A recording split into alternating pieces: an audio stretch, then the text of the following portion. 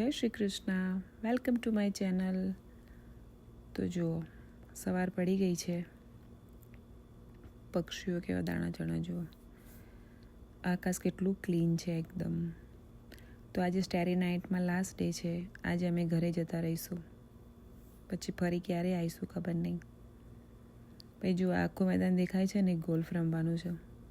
જે પેલું દડોથી રમવાનું આવે ને ગોલ્ફ, એવું એના માટેનું છે. પછી જુઓ, અહીંયા છે ને, આ એક અહીંયા જ આ ગેટલિંગબર્ગમાં આવી તો તમને ટ્રક બી મળે, સાયકલ મળે, રેન્ટ ઉપર મળે જંગલમાં ફરવા માટે. જો તમારે એવી રીતે ફરવા જવું હોય તો રેન્ટ ઉપર. તો પછી જુઓ, આ ઇન્ડિયન રેસ્ટોરન્ટ છે. બપોરનો ટાઈમ થયો છે તો જમી લઈએ. જમીન પછી નીકળીએ. તો જમવાનું આવી ગયું છે તો હવે જમી લઈએ.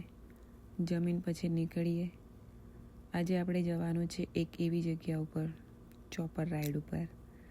તો આજે આપણે ચોપર રાઈડ કરવાની છે. પ્લેન રાઈડ તો બહુ કરી છે, પણ ચોપર રાઈડ ફર્સ્ટ ટાઈમ કરીએ છીએ. તો જો આ આખો એનો મેપ છે કે તમારે કેટલા કિલોમીટરની રાઈડ લેવી છે, એ રીતનું છે. એ રીતે પછી એ લોકો પૈસા ચાર્જ કરે. લાંબી હોય તો વધારે હોય, શોર્ટ હોય તો ઓછા હોય, એવી રીતે. પછી એનું બહારની સાઈડનું છે. પછી જુઓ, આ રેડી થાય છે. વેઇટિંગ લિસ્ટ ખાસું બધું હતું. તો ફાઇનલી બી આપણે પણ પહોંચી ગયા છીએ. જો કેવું લાગે છે ખાલી ઉપરથી જુઓ. કેટલીક મુસાફરીઓ આપણને એવી લાગે ખાલી કે આંખોથી જોવાથી નહીં, પણ કાયમ માટે આપણા દિલમાં રહી જાય. અને આ એવી જ એક રાઈડ હતી, આ ચોપર રાઈડ.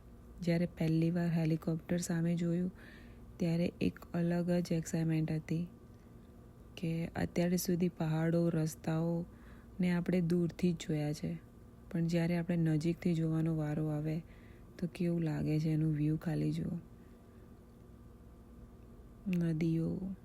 નદીનો આકાર તો જુઓ, આપણને દૂરથી કેવું લાગે, એકદમ જાણે આપણે પેલા ઓશિયન બ્રિજ ઉપર હોય ને, કેટલું સુંદર લાગે છે.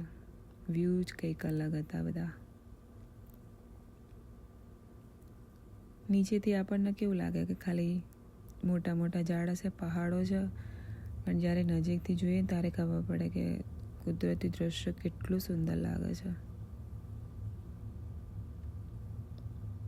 તો બહુ જ મસ્ત એક્સપિરિયન્સ રહ્યો.